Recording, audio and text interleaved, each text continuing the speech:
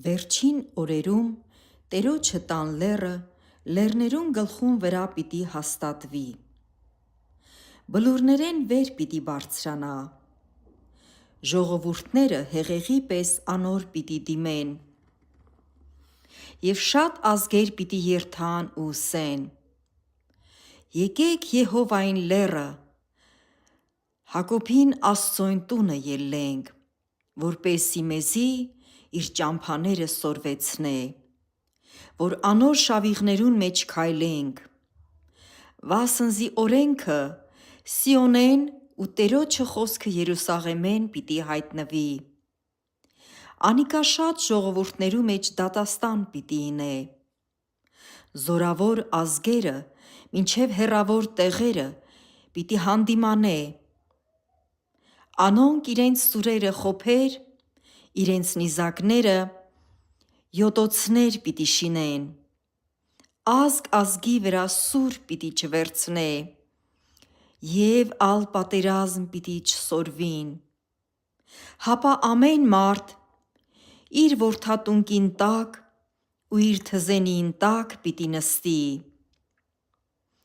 վախցող պիտի չըլլա, վասնզի զորքերուն Տերոջը բերանը խոսեցավ, քանզի բոլոր ժողովուրդները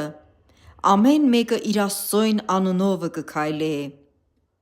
բայց մենք հավիտյանս հավիտենից մեր Տեր Աստծոյն անունովը պիտի քայլենք։ Այն օրը կսե Տերը, կաղը պիտի հավաքեմ, ու աքսորվածը պիտի հավաքեմ,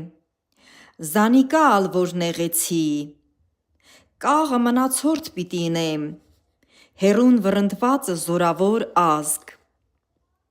Տերը Սիոն լեռանը վրա պիտի թագավորե անոնց, ասկե հետո մինչև հավիտյան, դուն ով հոտի աշտարակ, Սիոնի աղջկան բլուր, մինչև քեզի պիտի գա,